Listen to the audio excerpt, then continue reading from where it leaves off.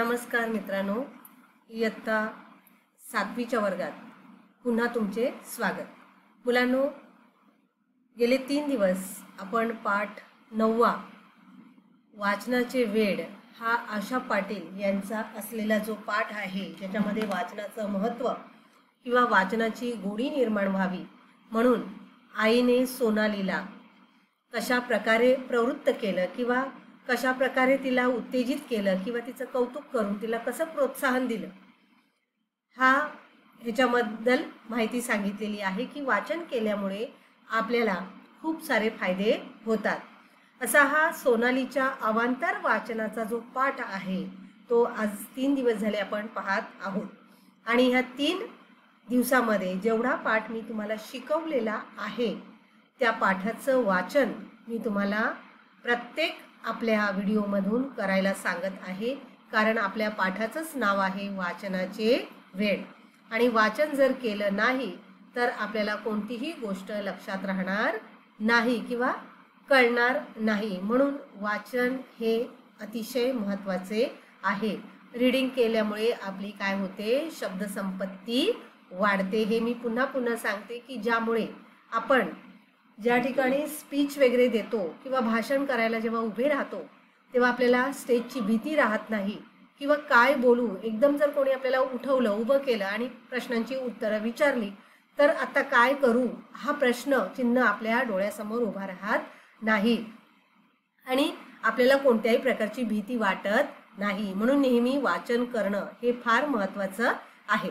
अशा प्रकारे हा आशा पाटील यांचा जो वाचनाचे वेड हा जो पाठ आपण गेले 3 दिवस पाहत आहोत त्याचा आज जो शेवटचा भाग आहे, म्हणजेच शेवटचे जे पॅरेग्राफ 2 आहेत ते आज आपण इथे पाहणार आहोत। मागच्या 3 दिवसामध्ये आपण बघितलं की सोनालीला पुस्तकं वाचण्याची म्हणजेच अवांतर वाचनाची आवड नव्हती, कारण हल्लीची मुलं, प्रत्येक मुलाला हल्लीच्या मोबाईल, टीव्ही, व्हिडिओ गेम ह्याबरोबर त्यांनी आपली मैत्री करून घेतलेली आहे, कारण घरात खेळायला जोडीला कोण नसतं किंवा आपले विचार त्यांच्यासमोर मांडायला घरी कोणीही नसतं आणि म्हणून अशा प्रकारे मुलं आपली सोबत ही टीव्ही, व्हिडिओ गेम्स किंवा कॉम्प्युटर, मोबाईल यांच्याबरोबर करत असतात। मग प्रत्यक्ष मित्रांबरोबर बोलायला किंवा खेळायला त्यांना वेळ नसतो, म्हणून हल्लीच्या युगामध्ये पुस्तक हे आपलं सर्वात चांगले मित्र आहेत हे मी तुम्हाला इथे सांगू इच्छित आहे। सोनालीला तिच्या आईला असं वाटायचं की सोनालीने रोज अवांतर वाचन करावं आणि 2 पानं रोज वाचावीत, पण सोनालीला मात्र वाचनाचा कंटाळा होता। ती पुस्तकं वाचायची, अभ्यास करायची, पण फक्त अभ्यासापुरतीच ती पुस्तकं वाचत होती। पण तिच्या ताईला आणि तिच्या दादाला मात्र आईला आणि दादाला मात्र पुस्तक वाचनाची आवड होती आणि म्हणून आपल्या मुलीने पुस्तक वाचावे आणि म्हणून तिच्या आईने वेगवेगळ्या प्रकारे प्रयत्न केले होते आणि त्याच्यामध्ये ती अयशस्वी झाली होती। आता सुट्टीमध्ये मात्र तिने आणखीन एक नवीन प्रयोग करण्याचा ठरवलं होतं आणि तिने आपल्या मुलीकडे एक पुस्तक दिलं गोष्टीचं आणि तिला सांगितलं की मला एका शाळेमध्ये पाहुणी म्हणून बोलवलेलं आहे आणि त्या शाळेतल्या मुलांसमोर मला एक पुस्तक किंवा एक गोष्ट सांगायची आहे। त्या गोष्टीच्या पुस्तकात खूप साऱ्या गोष्टी आहेत, पण मुलांना कोणती आवडेल हे मला कळत नाही, म्हणून मला तू थोडी मदत कर, हेल्प कर। आणि सोनालीला आठवलं की आपल्या बाईने सुद्धा आपल्याला अशाच प्रकारे मदत करायला, घरच्यांपासून सुरुवात करायला सांगितलेली आहे, तर हा आपल्याला योग्य वेळ आलेली आहे घरच्यांना मदत करण्याची। आणि मग ती आईकडून ते पुस्तक घेते आणि गोष्टीचं पुस्तक वाचून आईला ती गोष्ट सांगणार होती, कोणती गोष्ट सांगायची ती। मग सुरुवातीला तिने शॉर्टकट यूजचा वापर केला आणि अनुक्रमणिका बघून प्रत्येक गोष्टीचं नाव बघितलं, पण त्या गोष्टीच्या नावावरून तिला गोष्टीमध्ये काय आहे हे समजत नव्हतं आणि म्हणून तिने हळूहळू करून 10 गोष्टी वाचल्या। त्यानंतर सुद्धा 10 गोष्टींमधल्या 10ही गोष्टी तिला आवडल्या। मुलांना गोष्टी आवडतात, तसंच सोनालीला सुद्धा त्या 10 गोष्टी आवडल्या, पण आता ह्या 10 गोष्टींमधली नक्की चांगली कोणती हे काही तिला कळत नव्हतं। मग ती आईकडे जाते, आईला सांगते की मी गोष्टीचं पुस्तक वाचलंय पण मला कळत नाही आहे की तुला कोणती गोष्ट सांगू. तेव्हा आई म्हणते की एक काम कर बेटा, ज्या गोष्टी तू वाचलेल्या आहेत ना त्यांचा सारांश जो आहे, जेवढं तुला कळलेलं आहे तेवढा सारांश जो आहे तो एका वहीमध्ये, वहीच्या पानावर तू लिहून ठेव. सोनालीला वाटलं की हे काम तर अगदीच सोपं आहे, गोष्ट वाचण्यापेक्षा थोडंसं लिहिलं की बस झालं. आणि म्हणून तिने गोष्टीचं सारांश लिहायला सुरुवात केली. पहिल्या 2 गोष्टी तिने अतिशय अगदी चांगल्या प्रकारे वाचल्या होत्या, त्यामुळे त्याचा सारांश तिने पटकन लिहून काढला. पण बाकीच्या गोष्टींचा सारांश मात्र तिला लिहिता येत नव्हता, कारण की त्या गोष्टी तिने कंटाळा करून वाचल्या होत्या. त्यामुळे तिला त्याच्यातली जो भावार्थ जो होता तो काही कळत नव्हता. आणि मग आपण त्या इथपर्यंत येऊन थांबलो होतो आणि तुम्हाला सुद्धा मी 3 पॅराग्राफ वाचायला दिले होते. आता आपण ह्या पाठाचा सारांश जो आहे म्हणजे शेवट जो आहे तो आज आपण इथे पाहणार आहोत. तर बघा, पान नंबर 32 वर बघा, पहिला पॅराग्राफ एका पानावर लिहिण्यास सांगितले. सोनालीला प्रथम हे काम सोपे वाटले, पण 1-2 कथांनंतर पुढच्या कथेत काय आहे हे पटकन आठवेच ना. कारण आपण जर लक्षपूर्वक वाचलेलं असेल तर आपल्या ते मेमरीत चांगल्या प्रकारे लक्षात राहतं. पण जर आपण वरच्या वर वाचलेलं असेल तर त्या काही गोष्टी आपल्या लक्षात येत नाहीत. तिने आईला मी पुन्हा एकदा पुस्तक वाचते म्हणून सांगितले, कारण तिला गोष्टी समजत नव्हती म्हणून तिने पुन्हा एकदा वाचन करायला सुरुवात केली.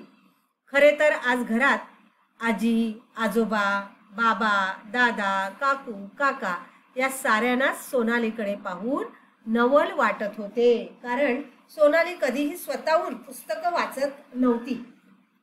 पण आज जेव्हा सोनालीने आईला सांगितलं की मी स्वतःच पुन्हा एकदा ही पुस्तक वाचते, तेव्हा मात्र घरामध्ये असलेल्या सर्व माणसांना तिच्याकडे बघून नवल वाटले.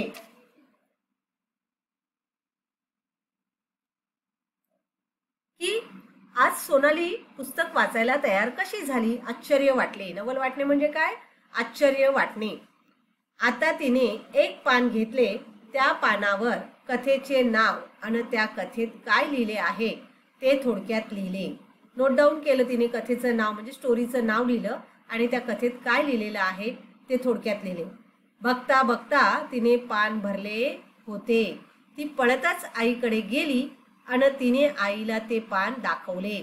बघा मुलांनो, आता तिने लक्षपूर्वक त्या गोष्टी वाचल्या होत्या, त्यामुळे तिला त्याच्यातला सारांश लिहिणं सहज शक्य झालं. आणि लिहिल्यानंतर ती आईकडे गेली आणि आईला तिने ते पान दाखवले. ते सारे पाहून तिचे खूप कौतुक वाटले. आईने तिचे घरातल्या साऱ्यांपुढे कौतुक केल्यामुळे तिचा आनंद गगनात मावत नव्हता. गगनात मावत नव्हता म्हणजे काय, खूप आनंद झाला होता. बी व्हेरी हॅपी, गगनात मावेना म्हणजे काय, खूप आनंदित झाली होती ती, कारण आज तिला सगळ्यांकडून शाबासकीची जी पोच होती तिला मिळत होती आणि त्यामुळे ती खुश झाली होती आणि म्हणूनच तिचा आनंद जो होता तो गगनात मावेनासा झाला होता. शी विल बी व्हेरी हॅपी. शाळेत गेल्यानंतर तिने आपण काल आईला काय आणि कशी मदत केली ते सांगितले आणि सोबत एक कथाही ऐकवली. बघा, आपल्याजवळ जर काही असेल तर आपण ते दुसऱ्याला देऊ शकतो, पण जर आपल्याजवळच काही नसेल तर आपण दुसऱ्याला काय देणार, बरोबर की नाही. आज शाळेत गेल्यानंतर सोनालीने बाईंना सांगितलं की बाई, मी आईला अशा अशा प्रकारे मदत केली आणि आज तिच्याजवळ गोष्टींचं भंडार होतं, बरोबर की नाही. 10 गोष्टींचं सारांश तिने लिहिला होता, 10 गोष्टी 2दा वाचल्या होत्या, म्हणून त्यातलीच एक कथा तिने आज वर्गात ऐकवली. तिने आजपर्यंत कधीच अवांतर वाचन केले नव्हते. तिच्यातला हा आमूलाग्र बदल सर्वांना आनंद देणारा होता. आमूलाग्र बदल म्हणजे काय, खूप प्रमाणात झालेला बदल, ज्याला आपण रेडिकल चेंज असं म्हणू शकतो किंवा लास्टिंग चेंज असं सुद्धा म्हणू शकतो. आमूलाग्र बदल, अतिशय झालेला बदल आनंद देणारा होता. आणि अशा प्रकारे सोनाली जेव्हा वर्गात सगळ्यांच्या समोर गोष्ट सांगायला लागली तेव्हा तिच्यात जो बदल झालेला होता, आमूलाग्र बदल, ज्याला आपण रेडिकल चेंज असं म्हणतो, तो पाहून सर्वांनाच आनंद झाला होता. वर्गात प्रथम बाईंनी आईला मदत केली म्हणून अभिनंदन केले, कॉंग्रॅच्युलेशन केलं, कारण तिने आज काय केलं होतं, आईला मदत केली होती, बाईंचं ऐकलं होतं आणि मदतीची सुरुवात घरातल्यांपासून केली होती म्हणून. आणि नंतर तिने वर्गात एवढी छान गोष्ट सांगितली म्हणून कौतुकाने तिच्या पाठीवरून शाबासकी सुद्धा दिली. आणि तिला कौतुक का केलं तर तिने आज वर्गात स्वतःहून पुढे येऊन एक गोष्ट सांगितली होती आणि म्हणून बाईने तिला शाबासकी दिली होती. सोनालीला आज खूपच आनंद झाला होता. तिने आता घरातल्या शाळेच्या वाचनालयातल्या अनेक पुस्तकांचे वाचन करायचे ठरवले होते. बघा, एखाद्या मुलाला इन्करेज केलं आपण की ती जी मुलं आहेत त्यांना असं वाटतं की आपण काहीतरी चांगलं केलेलं आहे आणि अजून काही चांगलं करण्यासाठी ती धडपडत राहतात. मग आपण त्याला उत्तेजन दिलं त्यांना तर ती मुलं खूप काही करू शकतात, पुढे जाऊ शकतात. बघा, सोनालीला वाचनाची आवड नव्हती, पण बाईंच्या शाबासकीने, आईच्या शाबासकीने, तसंच घरातल्या सगळ्यांनी तिच्याकडे कौतुकाने पाहिल्यामुळे तिला असं वाटत होतं मी अजून सगळ्यांची आवडती व्हावी आणि त्यांना आवडणारी कामं मी करावीत म्हणून ती प्रयत्न करू लागली. आता तिला सांगायची गरज नव्हती. आता ती स्वतःच शाळेतल्या वाचनालयात, वाचनालय म्हणजे काय तर लायब्ररी, वाचनालयात अनेक पुस्तकांचे वाचन करायचे ठरवले होते. तिने आता ठरवलं की आता मला खूप पुस्तकं वाचायची आहेत असं तिने आपल्या मनाशी ठरवलं होतं.